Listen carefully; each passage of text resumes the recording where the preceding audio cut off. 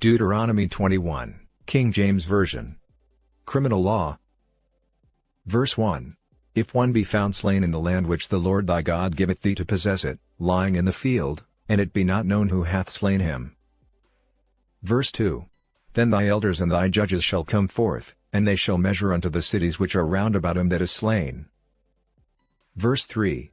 And it shall be, that the city which is next unto the slain man, even the elders of that city shall take an heifer, which hath not been wrought with, and which hath not drawn in the yoke. Verse 4. And the elders of that city shall bring down the heifer unto a rough valley, which is neither eared nor sown, and shall strike off the heifer's neck there in the valley. Verse 5. And the priests the sons of Levi shall come near, for them the Lord thy God hath chosen to minister unto him, and to bless in the name of the Lord, and by their word shall every controversy and every stroke be tried. Verse 6. And all the elders of that city, that are next unto the slain man, shall wash their hands over the heifer that is beheaded in the valley. Verse 7. And they shall answer and say, Our hands have not shed this blood, neither have our eyes seen it. Verse 8. Be merciful, O Lord, unto thy people Israel, whom thou hast redeemed, and lay not innocent blood unto thy people of Israel's charge. And the blood shall be forgiven them. Verse 9. So shalt thou put away the guilt of innocent blood from among you, when thou shalt do that which is right in the sight of the Lord. Verse 10.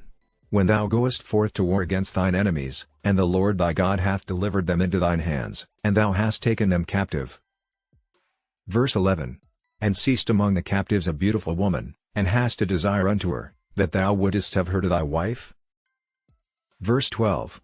Then thou shalt bring her home to thine house, and she shall shave her head, and pare her nails. Verse 13.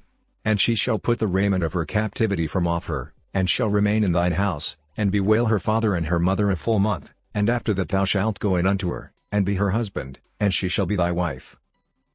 Verse 14.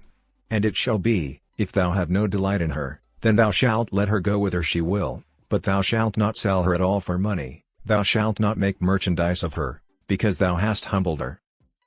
Other statutes. Verse 15. If a man have two wives, one beloved, and another hated, and they have borne him children, both the beloved and the hated, and if the firstborn son be hers that was hated. Verse 16. Then it shall be, when he maketh his sons to inherit that which he hath, that he may not make the son of the beloved firstborn before the son of the hated, which is indeed the firstborn. Verse 17. But he shall acknowledge the son of the hated for the firstborn, by giving him a double portion of all that he hath, for he is the beginning of his strength, the right of the firstborn is his. Verse 18. If a man have a stubborn and rebellious son, which will not obey the voice of his father, or the voice of his mother, and that, when they have chastened him, will not hearken unto them. Verse 19.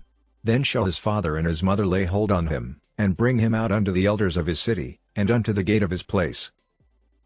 Verse 20. And they shall say unto the elders of his city, This our son is stubborn and rebellious, he will not obey our voice, he is a glutton, and a drunkard. Verse 21. And all the men of his city shall stone him with stones, that he die, so shalt thou put evil away from among you, and all Israel shall hear, and fear. Verse 22. And if a man have committed a sin worthy of death, and he be to be put to death, and thou hang him on a tree. Verse 23. His body shall not remain all night upon the tree, but thou shalt in any wise bury him that day. For he that is hanged is accursed of God, that thy land be not defiled, which the Lord thy God giveth thee for an inheritance. Join us tomorrow and don't forget to like the post and subscribe to our YouTube channel for more Bible reading.